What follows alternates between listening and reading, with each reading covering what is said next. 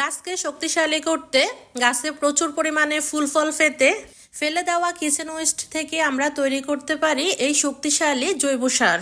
এই সারটি তৈরি করার সম্পূর্ণ প্রসেস জানতে পারবেন এই ভিডিওর মাধ্যমে। প্রথমে ড্রামটির উপরের অংশ কেটে নিয়েছি। এরপর ড্রামটির একেবারে নিচে কিছু শুকনো লতাপাতা দিয়ে দিয়েছি। তার উপর হালকা কিছু মাটি দিয়ে দিতে হবে, তার উপর আবার কিচেন ওয়েস্ট, তার উপর আবার মাটি, এভাবে লেয়ার করে করে সম্পূর্ণ ড্রামটি ভর্তি করে নিতে হবে। ড্রামটি ভরে গেলে 15-20 দিনের জন্য ড্রামটিকে রেখে দিতে হবে। মাটিতে থাকা ভালো ব্যাকটেরিয়াগুলো এই উপাদানগুলোকে পুছিয়ে সারে রূপান্তরিত করে দেয়। ড্রামটির মধ্যে যেন বৃষ্টির পানি না পড়ে এরকম জায়গায় রাখতে হবে। মাঝে মধ্যে একটু হালকা পানি ছিটা দিয়ে দিতে হবে। শুকনো লতা পাতা, বিভিন্ন ধরনের শাকসবজির খোসা, ডিমের খোসা, ব্যবহার করা চা পাতা, এই সব কিছু ব্যবহারের ফলে মাটিতে নাইট্রোজেন, ফসফরাস, পটাশিয়াম এবং ক্যালসিয়াম অনেক বেড়ে যায়। মাটির সাথে চা পাতা দিয়ে মাটির একটি মিশ্রণ তৈরি করে নিয়েছি। ড্রামটি কিছুদিনের জন্য রেখে দিয়েছিলাম। উপাদানগুলো কত কমে গিয়েছে আর সার হয়ে গিয়েছে। উপরে কিছু মাটি দিয়ে দিচ্ছি, তার উপর গাছ বসিয়ে দিব।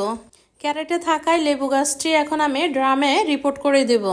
এই গাছটি আমি কাটিং বসিয়ে করেছিলাম। এই জৈব সারটি গাছকে করে তোলে সবুজ সতেজ এবং প্রচুর পরিমাণে ফুল ফল দিয়ে থাকে। শাকসবজির খোসাগুলো ফেলে না দিয়ে একটি টবের মধ্যে জমিয়ে রেখে গাছ লাগানো যেতে পারে। এতে মাটিও খুব কম লাগে, আর যে ড্রামটিতে লাগাবেন সেটিও খুব হালকা থাকে। যদি কিচেন ওয়েস্ট ব্যবহার না করে শুধুমাত্র মাটি দিয়ে গাছটি লাগানো হতো, তাহলে ড্রামটি অনেক বেশি ভারী হয়ে যেত। আর টব যদি বেশি ভারী থাকে তাহলে সেটা নড়াচড়া করতেও অনেক অসুবিধা হয়। এই সারের মধ্যে বিভিন্ন উপাদান থাকার কারণে দেখা যায় যে মাটিগুলো খুব জুড়ে থাকে, গাছের শিকড় খুব দ্রুত বৃদ্ধি পায়। পুরান কিছু শিকড় কেটে দিয়েছি, তারপর গাছটি বসিয়ে দিয়ে আরো কিছু মাটি দিয়ে দিয়েছি। 3-4 দিনের জন্য ড্রামটিকে আমি ছায়াযুক্ত স্থানে রেখে দেব। তারপর আবার রোদের জায়গায় রাখতে হবে।